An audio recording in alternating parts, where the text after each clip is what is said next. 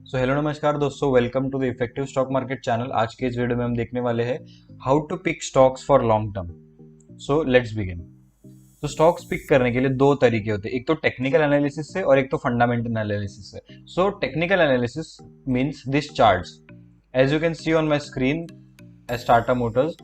ऐसे चार्ट्स को देख के आप टेक्निकल एनालिसिस करके आप प्रॉपरली स्टॉक्स पिक कर सकते हो और लॉन्ग टर्म के लिए उन्हें रख सकते हो। बट द प्रॉब्लम इज आपको चार्ट्स के बारे में पूरी जानकारी होनी चाहिए कि ये कैंडल्स क्या होते हैं, तरह तरह के कैंडल्स क्या होते हैं, टाइप्स क्या होते हैं, पैटर्न्स क्या होते हैं, एक्सेट्रा एक्सेट्रा। बट आज हम देखने वाले हैं how to pick stocks on basis of fundamental analysis. Fundamental analysis यानी कि कंपनी के बारे में जानना कि कंपनी का प्रॉफिट्स कितने हैं, क्वार्टरली उनके रिजल्ट्स कैसे आ रहे हैं, कंपनी के ऊपर लोन कितना है, उनके लाइबिलिटीज कितने हैं, एसेट्स कितने हैं उनके। तो हम तरह तरह की चीजें देखने वाले हैं। आज हम यूज करने वाले हैं स्क्रीनर सॉफ्टवेयर। सो मैं स्क्रीनर वेबसाइट के आपको लिंक डिस्क्रिप्शन में दे दूंगा, आप वहां पे जाके अपने फेवरेट स्टॉक्स के बारे में जान सकते हैं। तो चलिए शुरू करते हैं स्क्रीनर सॉफ्टवेयर के साथ। तो सबसे पहले हम एक कंपनी का नाम सर्च करेंगे। तो मैं सर्च करता हूँ यहाँ पे सिंपली टाटा मोटर्स। सो एंटर करने के बाद देखिए यहाँ पे टाटा मोटर्स आज स्क्रीनर, ये जो सारे टॉपिक्स से हम कवर करने वाले हैं लॉन्ग टर्म इन्वेस्टमेंट बेसिस पे, यहाँ पे कौन सी चीजें होनी चाहिए, कौन सी नहीं होनी चाहिए, वो सब हम देखने वाले हैं। सो बट चलिए देखते हैं टाटा मोटर्स कंपनी के हिस्ट्री एंड ज्योग्राफी के बारे में। तो टाटा मोटर्स का यहाँ पे मार्केट कैपिटल है 1,20,152 crore. Okay, current price, stock की करंट प्राइस क्या है, इसका हाई लो क्या है, stock PE, book value, dividend yield, ROCE, ROE, face value, ये सब चीजें हमें देखने मिलती है। ये सब हमारे इतनी भी काम की नहीं है, बट हमें नीचे नीचे जैसे इन चीजों का ही इलॉबरेशन देखने को मिलेगा कि इन चीजों के अंदर ही कौन से फैक्टर्स एक कंपनी के लिए मैटर करते हैं। यहाँ पे हमें चार्ट्स भी देखने को मिल जाएंगे, 1 ईयर चार्ट, 6 मंथ, ये सब चार्ट। बट हमें आज फंडामेंटल एनालिसिस करना है, सो हम इस कंपनी के चार्ट्स के ऊपर ना ध्यान देके इस कंपनी के फंडामेंटल्स पे ध्यान देंगे। तो यहाँ पे हमें सबसे पहले किसी प्रोज एंड कॉन्स दिखाई देते हैं। प्रोज क्या है, company is expected to give good quarter, means इस क्वार्टर का रिजल्ट कंपनी की तरफ से एक्सपेक्टेड अच्छा होगा। ओके, एंड कॉन्स देखिए, कॉन्स इसमें ज्यादा है। सो ये चीजें बहुत मैटर करती है, हर एक छोटा छोटा पॉइंट। इस बैलेंस शीट इसको कह सकते हैं हम, ये बैलेंस शीट हम आगे देखेंगे क्या होती है, बट ये एक डिटेल्ड व्यू है किसी कंपनी के बारे में। कॉन्स क्या है, company has low interest coverage ratio, the company has delivered a poor sales growth of -1.76% over past 5 years, company has a low return on equity of 27.49% for the last 3 years, company might be capitalizing the interest cost।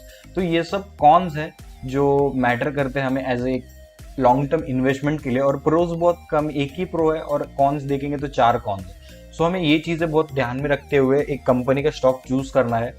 Peer comparison में देखेंगे हम उसके competitors, means Tata motors के competitors कौन है, Ashok Leyland, Tata Motors, DVR, force motor, ये सब उनके कंपेटिटर्स क्या कर रहे हैं, उनकी मार्केट कैपिटलाइजेशन कितनी है, डिविडेंड यील्ड कितनी है, उनका नेट प्रॉफिट कितना होता है लेटेस्ट क्वार्टर का, उनकी सेल्स ग्रोथ कितनी है, आरओसीआई परसेंटेज में कितना है। तो ये अगर बाकी कंपनीज के कंपैरिजन में देखेंगे तो यहाँ पे हमें देखने को मिलता है टाटा मोटर्स का मार्केट कैपिटलाइजेशन सबसे ऊपर है, सबसे बड़ा है। डिविडेंड यील्ड 0.00% है, विच इज नॉट गुड। इनका नेट प्रॉफिट माइनस में है, which is also not good. Quarterly profit भी परसेंटेज में 47% है, which is a decent profit. तो बाकी कंपनी के साथ ये कंपैरिजन के लिए इजी पड़ता है। क्वार्टरली रिजल्ट्स आपको यहाँ पे 2018 से लेकर 21 तक हर क्वार्टर के रिजल्ट्स मिलते जाएंगे। सो टेक्निकली स्पीकिंग एक कंपनी के क्वार्टरली रिजल्ट्स इंक्रीज होने चाहिए, हर क्वार्टर में इंक्रीज प्रॉफिट्स होने चाहिए, उनके सेल्स इंक्रीज होने चाहिए, तब जाके हम एक कंपनी पे भरोसा कर सकते। बट अगर एक कंपनी की ग्रोथ हर महीने कम कम होती जा रही है, सो उस कंपनी के ऊपर हम उतना भरोसा नहीं कर सकते। सो 2018 के कंपैरिजन में अगर हम 21 को कंपेयर करें तो ऑफकोर्स 18 में ज्यादा था, मीन्स इसका ग्रोथ कम कम होते जा रहा है। सो मीन्स इसका ग्रोथ हमेशा हर क्वार्टर में कम कम होते जा रहा है। दैट्स वाई टाटा मोटर्स एक अच्छा पिक नहीं रहेगा। बट आगे हमें और भी बहुत सारी चीजें मैटर करनी है जो देखनी है। इनके ये सेल्स है, ये कितनी सेल्स होती है हर क्वार्टर में, इनके एक्सपेंसेस यहाँ पे दिए है कि ये हर क्वार्टर में कितना खर्च करते हैं, इनका ऑपरेटिंग प्रॉफिट ऑफ कोर्स बढ़ता रहना चाहिए, इनके प्रॉफिट्स, कंपनी के प्रॉफिट्स बढ़ते रहने चाहिए। बट जैसे हम देख सकते हैं 2018 में इनका 6,127 करोड़ था, वही आज जून में 5,243 करोड़ बचा है। That is not a good sign. Okay, so हमें बाकी की चीजें भी यहाँ पे देखने को मिलेंगी, जैसे कि ओपीएम क्या है परसेंटेज में। अदर इनकम देखेंगे तो भी ये भी इतना अच्छा नहीं दिखा रहा है। इंटरेस्ट कितना है, डेप्रिसिएशन कितना है, प्रॉफिट बिफोर टैक्स कितना है। तो प्रॉफिट बिफोर टैक्स ये कंपनी ऑलमोस्ट माइनस में ही आ गई है, क्योंकि 68% टैक्स इसको पे करना पड़ा है।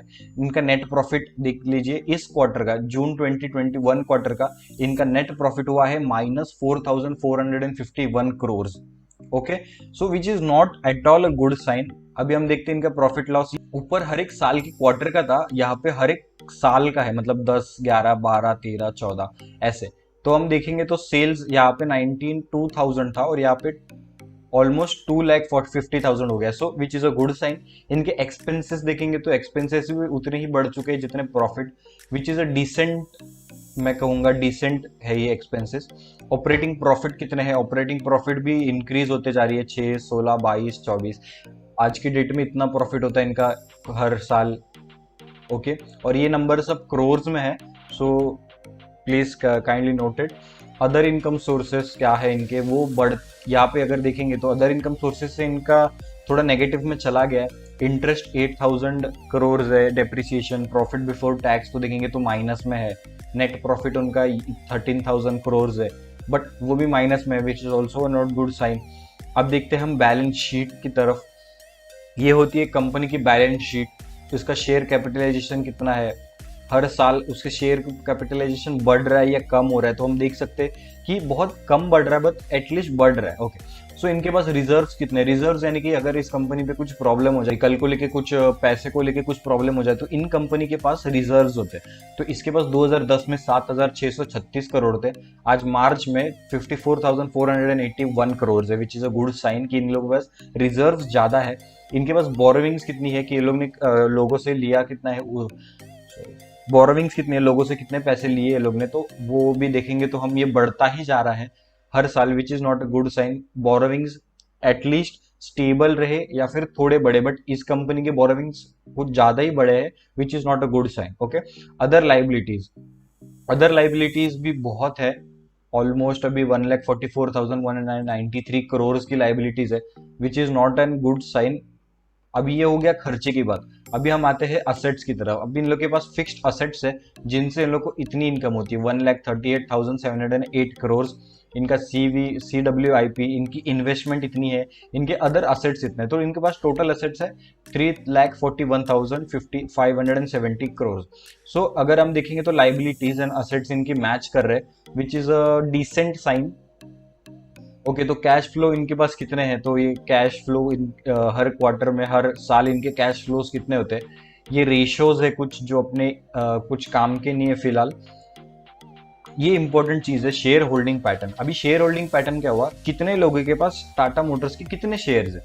Promoters, promoters means Tata company के जो रिलेटिव्स हो गए या फिर कोई कंपनीज जो उनके अंडर आते हैं उनके पास, या फिर ऐसा कह सकते हैं कि खुद कंपनी के पास कितने शेयर्स है। तो हम यहाँ पे प्लस पे क्लिक करेंगे तो देखिए Tata sons private limited, Tata industries, तो इन्होंने ही इनके खुद के शेयर्स खरीद के रखे।